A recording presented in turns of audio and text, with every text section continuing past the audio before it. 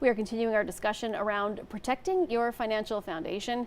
And Leanne, we're going to pick up the conversation, and this time we're going to talk about how vital having the foundation is just in case something does happen. How important is it to make sure that you have started and you're on your way, you've got that correct base the way it needs to be built? Yeah, so incredibly important. I mean, again, going back to building your home, you want to make sure that solid base is there, like putting your footings in as an example when you're building your house before you put on your walls or your roof, because if cracks do start to form over time, you know, those walls could fall down, collapsing your home. So this is the very same with your finances. You want to make sure that solid base is there, that you've planned for any of those what if scenarios.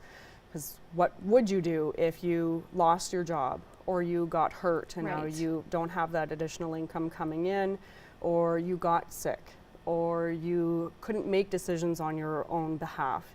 You know, all of those things need to be set up and in place before you start moving on with your plans. Right. What are some of the mistakes you do see when people are trying to get this all in order? So unfortunately, we do see a number of different, not mistakes, but just items that may not have been covered first before moving on. So an example would be if someone hasn't set up their emergency funds first or put in an investment into a safe investment vehicle, they rush out and they buy that next hot stock tip. And if that fails or doesn't work out the way they thought and haven't set up those emergency funds, should they lose their job or get hurt, now there's no additional income or supplemental income to cover any daily needs.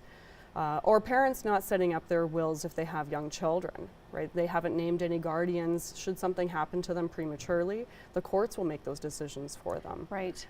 Same thing with home ownership. You know, sometimes we rush in to make this huge purchase and it's a real big debt load without having protection in place first.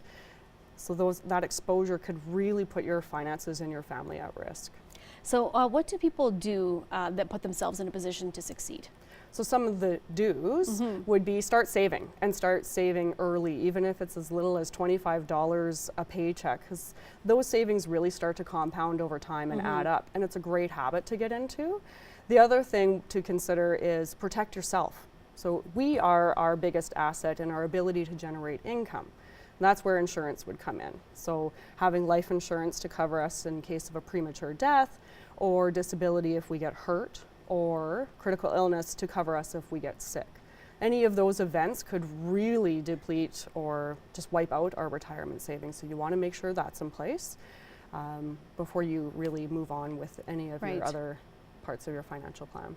Okay, and what is the best way to get started on this? I know that for you guys, you talk about finance all the time, but for a lot of people, it really is a foreign subject to them, or they feel like they're going to be shunned, or that they don't have enough cash to actually make something work. So if they have all of these questions, where's the best place to get started? Again, just start with that base, start with those three components, make sure that you have your estate in order, those emergency funds set up, and protect yourself in the way of some form of insurance. And then of course come into the branch. Synergy Credit Union has a number of different experts, same through Credential Financial Strategies. We'd love to help you out, so stop on by or call the branch and get started. Another important thing is to make sure if you are going through this process, or you have already, to do a check-in. As your life changes, so should your financial plan in your financial house. So just like you would make a house inspection.